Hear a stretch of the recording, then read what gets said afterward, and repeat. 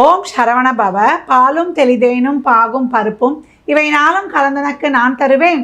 கோலம் செய் துங்க கரிமுகத்து தூமணியே நீ எனக்கு சங்கத்தமிழ் மூன்றும் தா. நெக்ஸ்ட் அன்பர்கள் அனைவருக்கும் ஆத்திய சொர்ணலக்ஷ்மி ஆத்ம வணக்கங்கள்.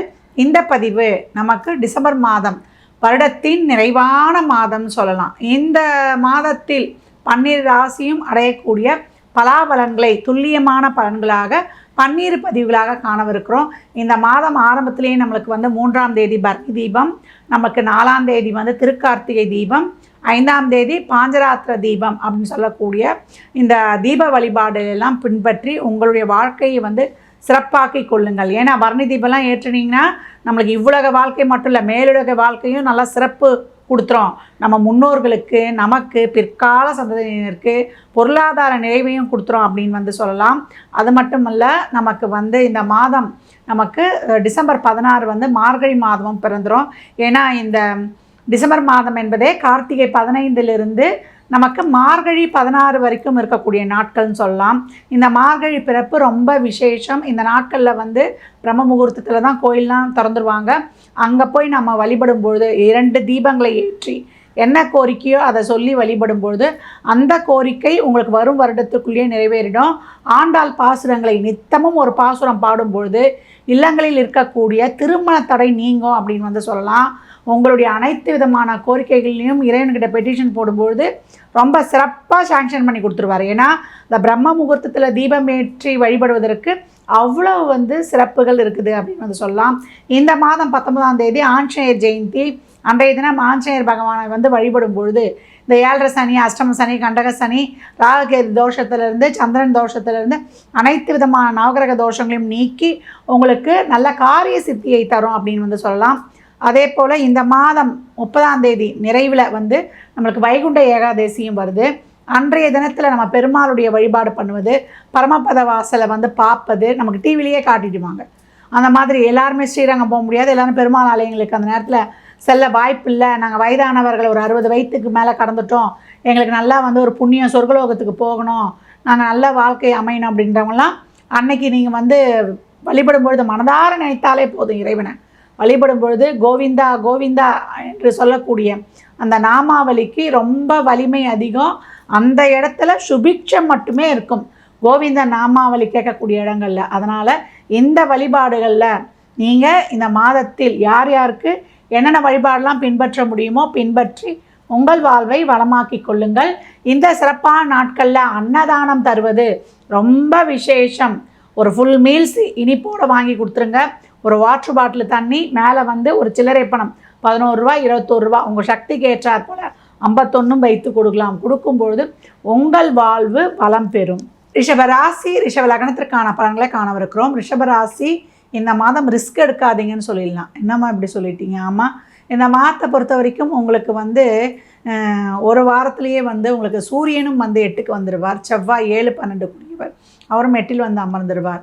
இந்த மாத இறுதியில் நம்மளுக்கு ராசி அதிபதியும் அந்த இடத்துக்கு வந்துடுவார். ஆனால் 20ஆம் தேதி வரைக்கும் சுக்கிரனும் புதனும் 7ஆம் இடத்துலையே இருப்பாங்க. புதனும் நம்மளுக்கு 6லேருந்து 7க்கு வந்துடும்.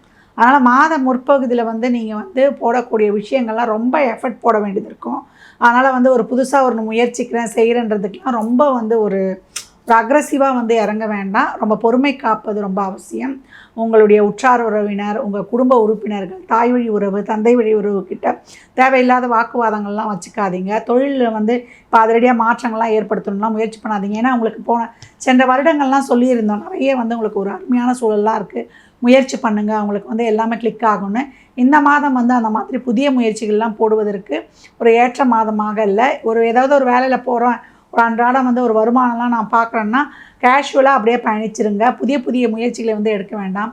இந்த காலகட்டம் கணவன் மனைவிக்கிடையே நிறைய புரிதல் வேண்டும், விட்டு கொடுத்து போயிடணும். இந்த கோபம், ஒரு விரக்தி, ஒரு ஆங்ஸைட்டி, ஒரு வெறுப்புணர்வு, என்னடா ஓடுறோம் உழைக்கிறோம், நம்ம வீட்டையும் பார்க்குறோம், வெளியையும் பார்க்குறோம், சொந்த பந்தத்தையும் பார்க்குறோம், கடன் பிரச்சனையும் பார்க்குறோம், நம்மளுக்கு எதுவும் செஞ்சுக்க முடியல, அப்படி இருந்து நம்மளுக்கான ஒரு அங்கீகாரம் இதெல்லாம் கிடைக்கலன்னு பெண்களுக்கும் ஒரு சலிப்புலாம் ஏற்பட்டுடும். நிறைய கஷ்டப்படுறோமா, ஆண்களாக இருந்தாலும் பெண்களாக இருந்தாலும் இந்த காலகட்டம் நிறைய ஒரு டிப்ரெஷனுக்குள்ளே ஆளாகக்கூடிய ஒரு சூழல் காணப்படுகிறது. உடல் ஆரோக்கியம் கொஞ்சம் கவனமாக இருக்கட்டும். ஹீட் ஆகிடும்.